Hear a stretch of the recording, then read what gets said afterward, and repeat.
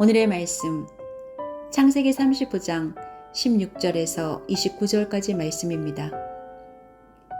그들이 베델을 떠나 에브랏에 아직 채 이르기 전에 라헬이 몸을 풀게 되었는데 고통이 너무 심하였다. 아이를 낳느라고 상고에 시달리는데 산파가 라헬에게 말하였다. 두려워하지 마셔요. 또 아들을 낳으셨어요.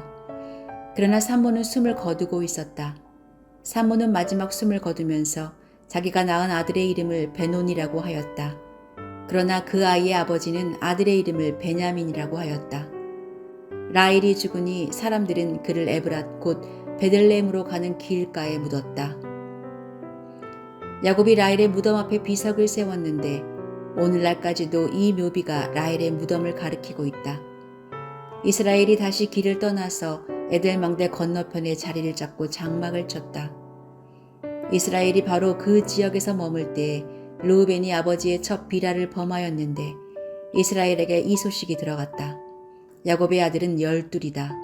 레아에게서 얻은 아들은 야곱의 맏아들 르우벤과 시므온과 레이와 유다와 이사갈과 스불론이다. 라헬에게서 얻은 아들은 요셉과 베냐민이다.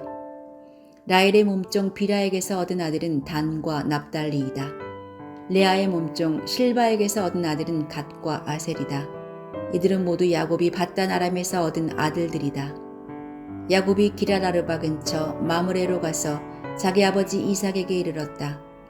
기랄아르바는 아브라함과 이삭이 살던 헤브론이다. 이삭의 나이는 180살이었다. 이삭은 늙고 나이가 들어서 목숨이 다하자 죽어서 조상들 곁으로 갔다. 아들 에사와 야곱이 그를 안장하였다. 디지털 시대의 신유목민이라는 개념은 네트워크를 통한 업무 진행으로 사내에 고정된 좌석이 없어지고 자택근무뿐만 아니라 여행 중이라도 어디에서든 일을 할 수 있기 때문에 고정된 장소가 아닌 자유롭게 떠돌면서도 일을 하게 되었다라는 것을 표현하는 말입니다. 그렇지만 사실 유목민이라고 하여도 근거지가 아주 없는 것은 아닙니다. 계절에 따라 옮기지만 그래도 계절이 바뀌면 다시 돌아가는 근거지가 일반적으로는 있기 마련입니다. 또 인터넷에 접속해서 일하는 사람들의 신체적인 위치는 떨어져 있지만 그들의 조직 안에서의 위치는 고정되어 있기 때문에 이러한 일이 가능한 것입니다.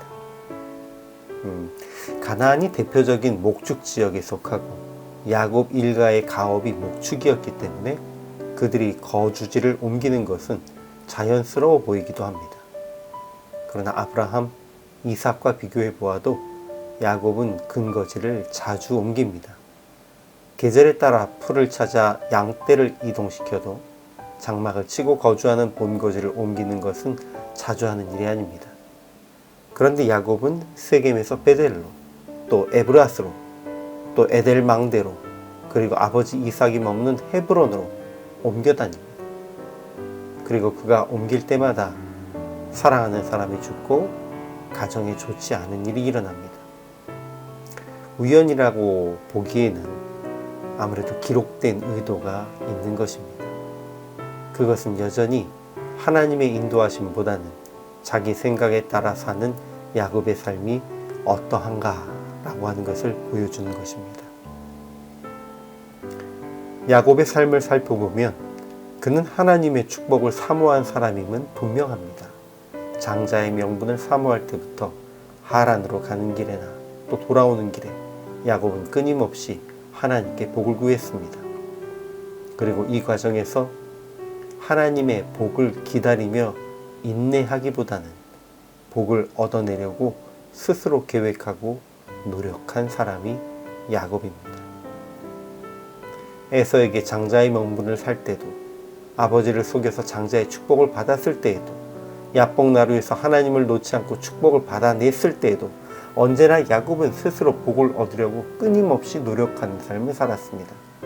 반복해서 본거지를 옮긴 것도 이와 같은 맥락일 것입니다. 그러나 이러한 노력의 결과는 결국 많은 부정적인 결과를 가져왔습니다. 지금 우리의 삶은 어떠할까요? 예전처럼 한 마을에 머물며 평생을 살아가는 시대도 아니고 한 직장을 평생 직장으로 여기며 살던 시대도 이미 지났습니다. 많은 이들이 스스로 자기 인생을 개척하려고 고군분투하는 이 시대에는 야곱과 같이 노력하는 이들이 좋아 보일 수 있을 것입니다. 그러나 하나님의 사람이라면 조금은 물러서서 스스로를 돌아보아야 합니다. 비록 스스로 인생을 개척하기 위해 노력할지라도 우리는 주의 인도하심을 구하는 자가 되어야 합니다. 오늘 나의 필요와 판단에 따라서만 삶의 여정이 이어지고 있는 것은 아닌지 돌아보고 시편 23편에서 나를 푸른 초장에 누이시고 쉴만한 물가로 인도하시는 그 하나님을 신뢰하신다면 내가 준비한 길을 가다가도 하나님의 인도하심을 기다리며 잠시 멈추어 서는 것이 필요합니다. 내 뜻대로 삶의 터전을 옮기는 것이 아닌 주의 인도하심을 따라 우리의 삶이 나아가는 그런 삶이 될 수 있기를 소망합니다.